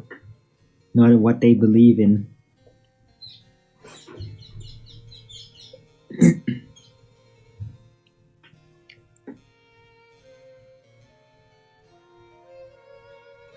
Says he's a socialist. Okay.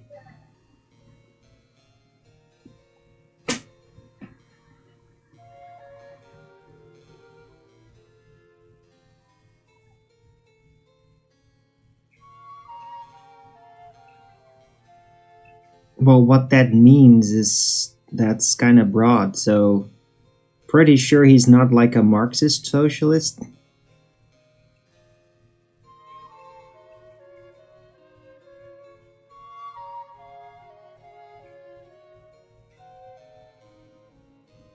But yeah, I mean, we'll see, dude. We'll see what happens. I'm not really all that interested yet.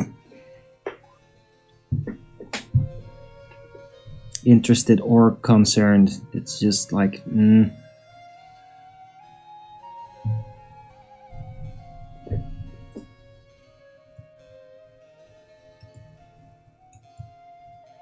Right, again, it's gonna depend on how Trump's gonna do the rest of the presidency, whether this Elon Musk opposition MAGA is gonna get any kind of momentum.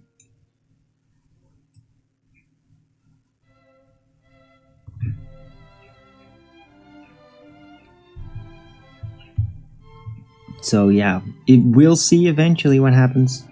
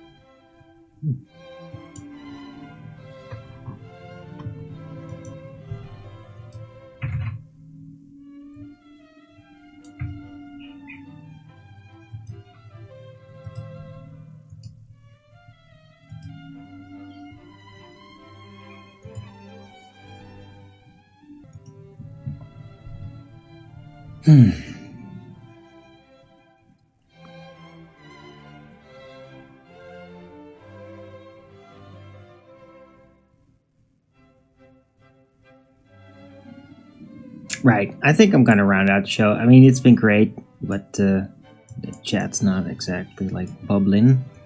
Not blaming you guys. I mean, it's just that I've kind of like run out for the inspired energy for today anyway, and I'm getting kind of hungry and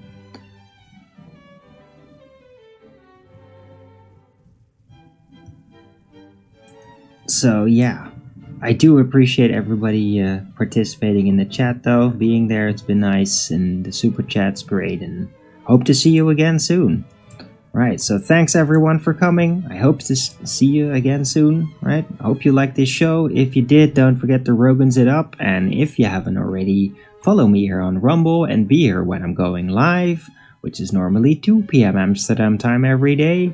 And please also do support me through PayPal, Patreon, Gifts and Go. Links are in the description box below, or send me super chat over to Rumble live chat when the show is live, or subscribe to my channel and support me that way. Any support would be greatly appreciated.